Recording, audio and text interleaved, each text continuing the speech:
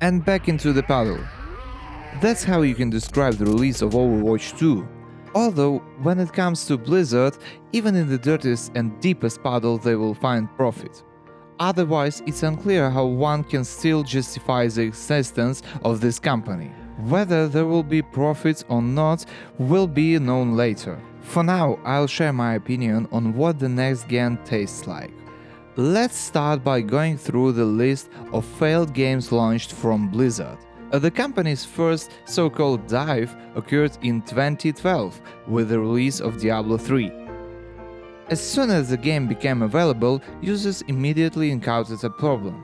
Servers couldn't handle the huge number of players, resulting in a torrent of criticism aimed at the company.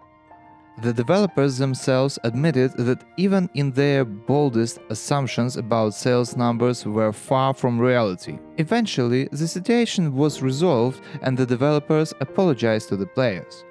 It was somewhat happy ending if we don't consider other issues with Diablo 3. Nevertheless, the possibility of completing the game existed, and Blizzard aimed to avoid such blunders in the future, and they managed to avoid that, releasing a series of projects without any notable problems. But then came Warcraft 3 Reforged, which received an all-time low user rating on Metacritic along with numerous angry comments. In this case, the anger was provoked by the game itself, not by the inability to play it. At least Blizzard didn't stumble on that aspect. Following Warcraft 3 Reforged, there were Diablo 2 Resurrected and Diablo Immortal. In the case of the latter, everything is clear. It was more of a store than a game, with terrible monetization and so on. As a result, another record low rating on Metacritic. But as for Diablo 2 Resurrected, here were the same pitfalls as in Diablo 3. Overloaded servers and the inability to play at launch. You would think that after two projects with server issues, there shouldn't have been a third time unless it was Diablo 4. But no, Blizzard decided to surprise everyone by launching Overwatch 2. A game that was impossible to play at launch due to queues and frequent server errors. But what could have gone wrong? And where did these problems come from?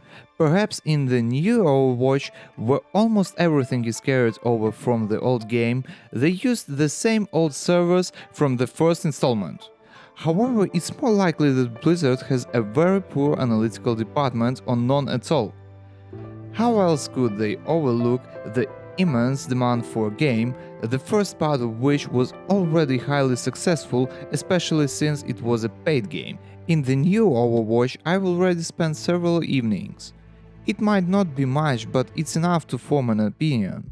The first thing I want to note is that with almost absolute certainty, it's the same Overwatch from 2016. Yes, they improved its graphics, you can't deny it. The already vibrant game has become even more colorful and vibrant. In addition to this, they've added new maps and slightly reworked old ones. Hero abilities have been changed and refined. They've also introduced a new hero. And the biggest change, battles now take place in 5v5 instead of 6v6.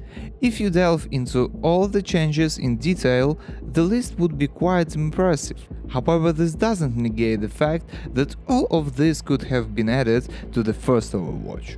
Perhaps they took this approach because of Overwatch 1 couldn't have this kind of monetization added. After all, people were already buying the game. And adding such features might have attracted criticism as well. It's all quite ironic. It doesn't really matter whether bad monetization is introduced in the first or second part, the reaction would likely be the same. Loot boxes are gone, and now you need to save up a lot of coins to buy new skins and other stuff. Even though this was known before the game's launch, Blizzard still managed to exceed players' worst expectations.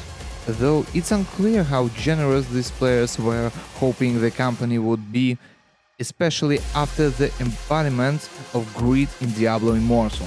It's possible, of course, to consider that all of this is speculation and in reality Overwatch 2 was launched for the sake of its storyline.